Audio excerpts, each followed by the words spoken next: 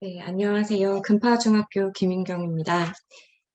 저는 사회정서 학습으로 대학에서 박사학위를 받고 사회정서 학습과 관련된 연구를 계속 하고 있고요. 그리고 평가원에서 사회정서 학습과 관련된 과제들에 좀 참여한 것을 계기로 오늘 발표를 맡게 되었습니다. 그러면 네, 도대체 사회정서 영향 진단이 왜 필요한지 말씀을 드리도록 하겠습니다.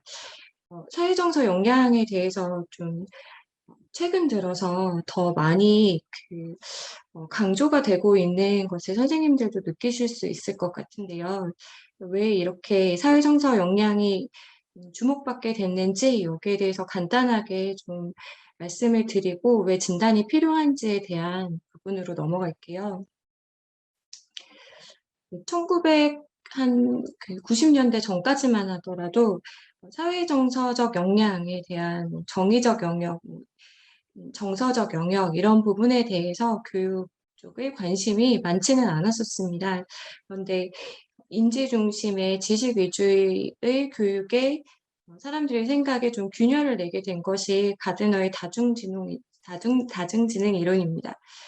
근데 가드너가 다중지능 이론을 냈을 때 이제 사람들이 다른 지능이 있을 수 있구나 이렇게 생각을 하기는 했지만 슬로비아 메이어가 정서지능 이론을 낼 때까지만 해도 그래도 IQ가 학생들의 발달 상태를 가장 잘 나타낼 수 있는 것이고 뭐 다중지능에 대해서 뭐 어느 정도 필요성에 대해서 인식할 수는 있지만 여전히 인지적인 능력이 훨씬 더 중요하다 이런 생각들이 뭐 교육학계나 심리학계에서 지배적이었다고 합니다. 그런데 뉴욕타임즈의 기자였던 골먼이라는 사람이 다니엘 골먼이 정서지능이라는 책을 썼고요. 이모셔널 인텔리전스라는 책인데 우리나라에서는 감성지능 이렇게 번역이 됐었습니다. 이 책이 전례 없는 인문사회과학 서적으로서는 베스트셀러가 되게 돼요. 전 세계적으로 1000만 부 이상 팔린 유일한 인문사회과학 분야의 책이라고 합니다. 그래서 우리나라에도 많은 영향을 미쳐서 제 기억에 이제 저는 이때 당시에 청소년이었던 것 같은데요.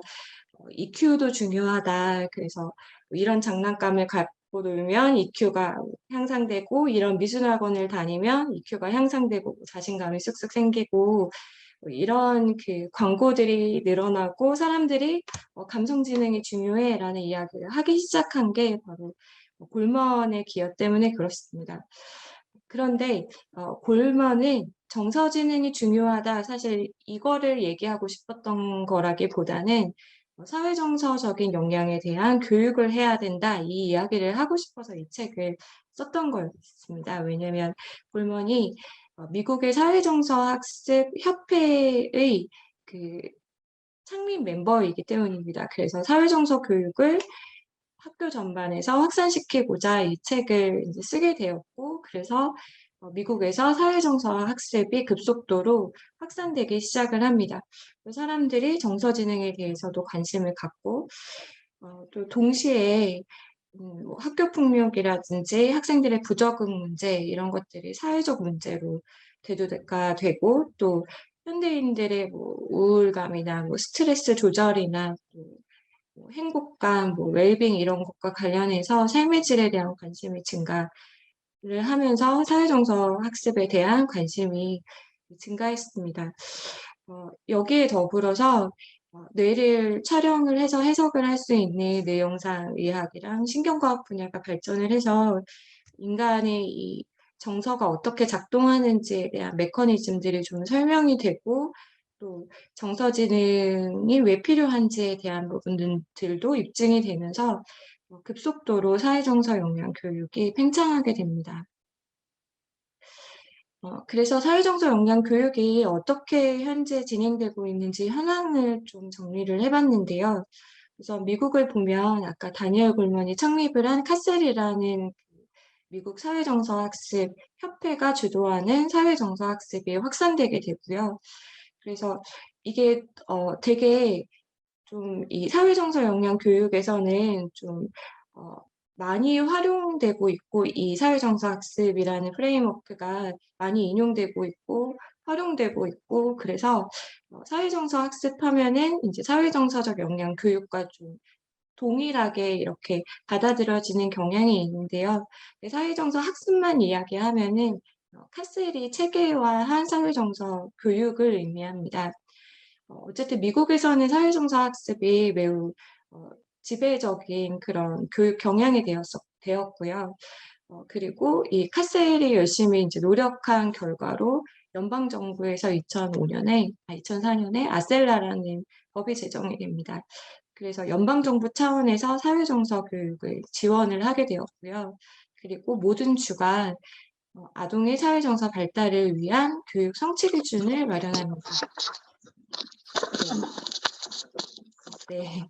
그 성취 기준이 있다는 건 교사들이 아이들의 사회정서 역량을 발달시켜야 되는 의무를 갖게 됐다는, 책무를 갖게 됐다는 것을 의미하잖아요. 그래서 미국에서는 매우 대중적으로 학교에서 많이 쓰이고, 또 대중적으로도 이 개념에 대해서 알고 있고 시스템도 많이 발전해 있는 그런 상황입니다. 다른 나라들을 보면 유럽이나 캐나다, 호주, 싱가포르 이런 국가들에서도 국가 수준 교육 정책에 사회정서 역량 교육이 반영되어 있는 걸 볼 수 있는데요. 특히 호주 같은 경우에는 플랫폼을 만들어서 모든 학교가 그 플랫폼을 통해서 사회정서적 역량 교육을 모든 교육 과정에 반영할 수 있도록 하고 있고요. 싱가포르도 어 인성 21세기 인성 시민 교육 과정, 이런 교육 과정의 핵심 기초로 사회정서 역량을 설정을 해서 모든 학생의 사회정서 역량을 발달시켜야 되는 그런 국가 수준에서 요구를 하고 있습니다.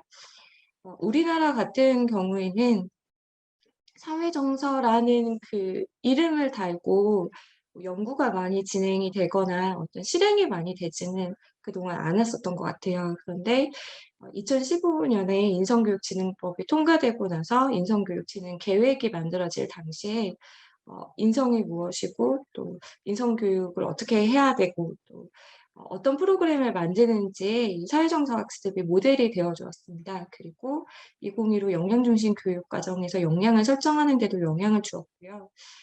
최근 인제 우리의 입장에서 사회정서 역량에 좀 관심을 더 가져야 되는데, 이 영향력을 어 발휘하고 있는 것은 인제 OECD인데요. OECD가 학습 대책만 2030을 발표를 했는데, 이 2030의 핵심 기초로 사회정서 역량을 강조하고 있습니다. 네, 그래서 그 회원국들은 그 회원국의 아동과 학생들에게 사회정서 역량을 발달시켜야 되는 그런 책무를 지금 예 받고 있습니다. 책무를 갖게 되었습니다. 그렇다면 왜 사회정서 역량이 갑자기 이렇게 강조가 되고 있는가? 어떻게 보면은 너무 당연할 수 있을 것 같은데요. 그 사회정서 역량이 아이들이 성공적으로 학교 생활을 하고 또 성공적으로 삶을 살아가는 데 너무 중요한 요소다라는 것을 입증하는 데이터들이 너무 많이 쌓이게 된 거죠. 그래서 사회정서 역량이 좀 부족한 그런 아이들은 당연히 학습 준비도가 좀 떨어지고, 학습 준비도가 떨어지니까 학업 성취도가 낮고, 학업 성취도가 낮으니까 적응을 좀 잘 못하니까 친구 관계, 교사와의 관계가 잘 안 되고, 개인적으로도 어 성공적으로 살고 있다고 느끼지 못하고 또 행복하지 않은 것 같고, 이게 이제 직업 세계로 이어지고 스트레스 상황이 됐을 때 잘 일어나지 못하고 다시 회복하지 못하고, 이런 것들이 서로 연관을 주면서 악순환에 빠지다 보니까 '사회정서 역량이 이제 중요하다.' 이런 인식을 하게 된 거죠.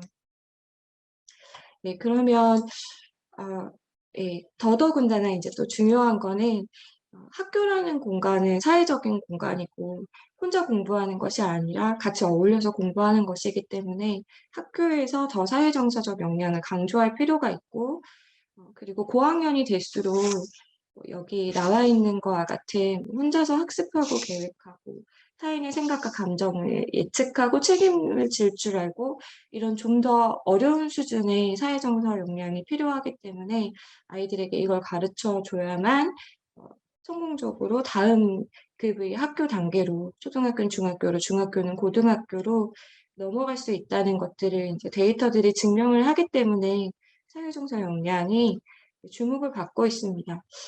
그러면 도대체 사회정서적 역량은 무엇인가? 그러니까 사회적이고 정서적인 것을 잘하는 역량이라고 할 수 있을 것 같은데요.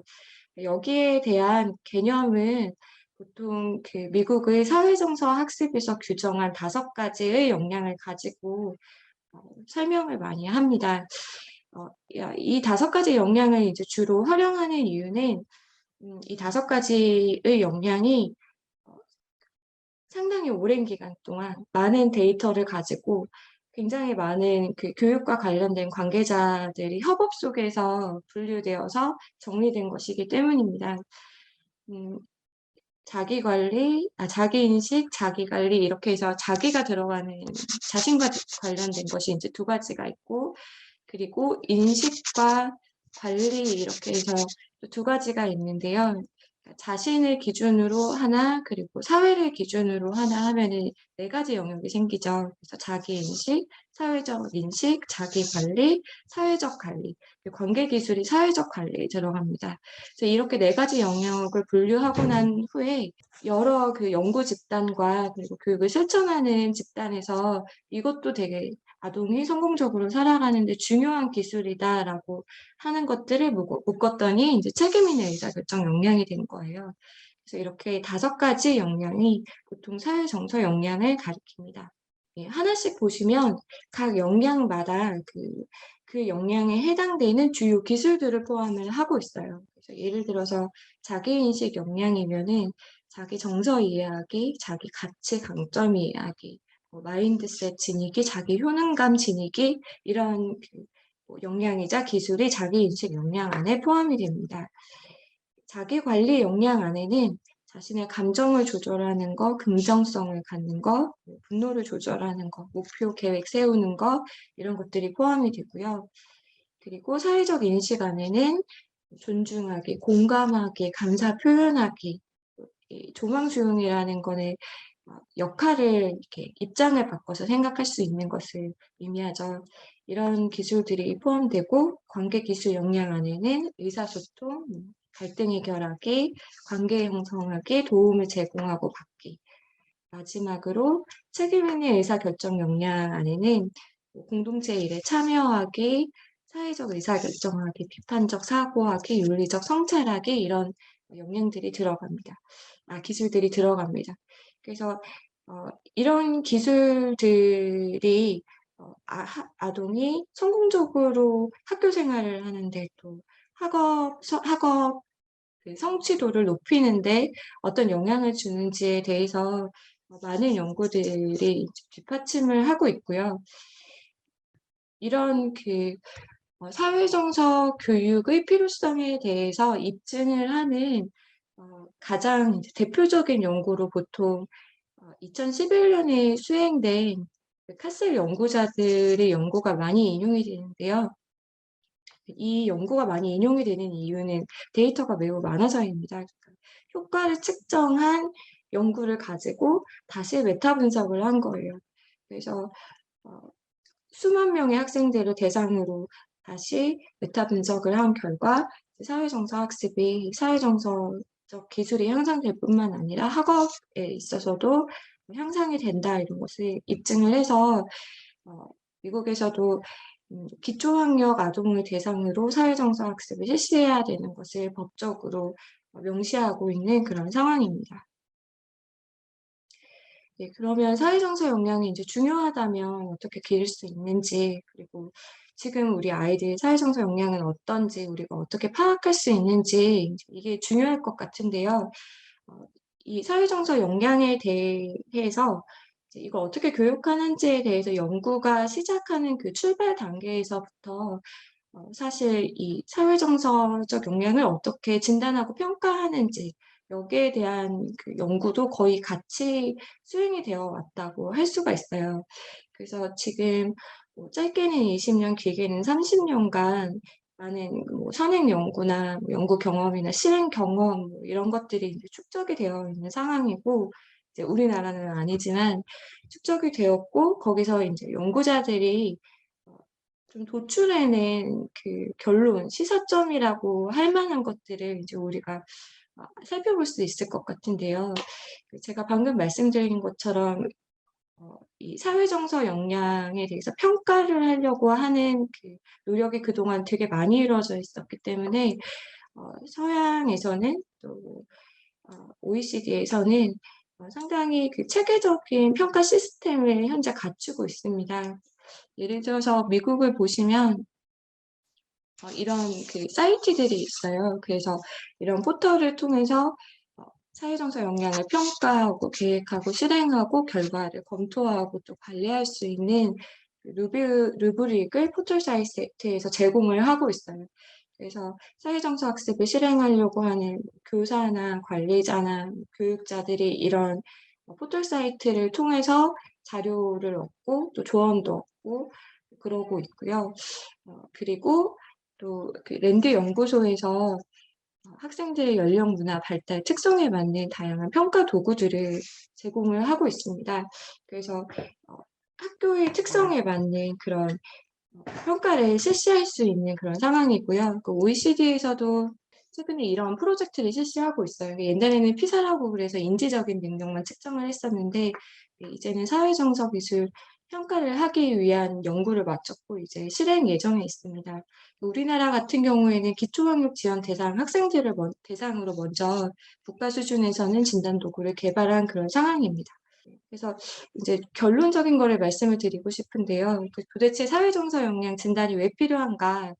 어, 연구 경험이 이야기하고 있는 거는 어, 현장에서는 매우 이 진단에 대해서 필요성을 느끼고 있고 목말라 하고 있다는 겁니다. 너무 당연하게 이게 중요하고 그래서 측정해야 된다는 거에 대해서 매우 요구도가 이제 높다는 거죠. 근데 오히려 이제 문제가 되는 거는 정확하게 무엇을 측정하고 싶은지, 왜 측정하고 싶은지, 어떻게 해야 교육 목표에 부합하는지, 그리고 평가 결과를 학부모에게 어떻게 이해시키고 협조를 얻어낼 수 있는지, 데이터를 어떻게 활용할 것인지, 이런 그 구체적인 사안들이 더 문제라는 것이었습니다. 실제 먼저 이제 평가를 해본 데에서 나온 그런 경험을 보면 이제 학생들을 대상으로 사회적 공서 역량을 평가했을 때 점수가 낮게 나오면 뭐 학부모나 아이나 두려움을 가질 수 있고 또 불만을 가질 수 있고 이게 점수가 공개가 될까 봐 그리고 내가 이런 아이인가 이렇게 수준이 낮은 아이구나 이런 선입견을 가질까 봐 불만을 갖기도 하고 또 섣부르게 진단을 했을 때 타당하지 않은 결과가 나오기도 하고 아무 별거 없이 그냥 평가로 끝나는 경우도 많고 학부모님이 화가 나서 되려 그 진단한 사람에게 뭐라고 할 수도 있고 이런 문제가 많이 발생을 할 수가 있습니다. 그, 이제 흔히 오해가 될 수 있는 것 중에 가장 흔한 거는 우리 이미 이제 정서행동 진단 그 특성 검사는 하고 있잖아요. 그리고 시중에 보면 어떤 그뭐 장애가 있거나 조절 문제가 있거나 이런 학생들을 판별해내기 위한 진단 검사는 많이 있는데 사실 사회정서 역량에 대해서 평가를 하려고 하는 거는 그걸 진단에 대해서 문제아들을 걸러내려고 하는 그런 평가가 아닌 경우가 대부분이거든요. 보통 교육의 목적은 이 평가를 통해서 교육 변화를 위한 데이터로 활용하려고 하는 것이기 때문에 이 목적을 분명하게 교사가 인지하고 그리고 그 대상 학생과 학부모와 소통을 하는 것이 매우 중요합니다. 그래야 그 의도치 않은 부정적인 결과를 최소화하고 에너지를 들인 것에 대한 낭비를 방지를 할 수 있습니다.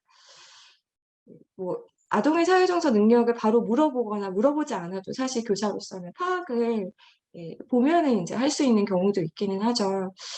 그치만 적절한 도구를 통해서 이런 진단 도구를 잘 활용을 한다면 우리가 어떤 수준에서 교육을 시작해야 되고 어떤 기술에 더 초점을 맞춰야 되고 또 어떤 지금 이제 실행하고 있는 교육에 대해서 계속해서 검증을 해 나갈 수가 있으니까요. 그래서 어떤 교육이 더 효과적인지를 확인할 수 있기 때문에 이 기초학력 대상의 학생들을 대상으로 하는 어떤 교육적 노력들이 효과를 거두고 어떤 결실을 맺으려면 평가를 하는 것이 매우 필요하다고 생각이 듭니다. 평가를 통해서 아이들에 대해서 새롭게 이해하고 그게 교육으로 이어져서 좋은 더 효과적인 교육 실행이 될 수 있기 때문에 필요하지 않나 이렇게 말씀을 드리고자 합니다. 제가 시간을 지켰는지 모르겠는데 이상으로 발표를 마치겠습니다. 감사합니다.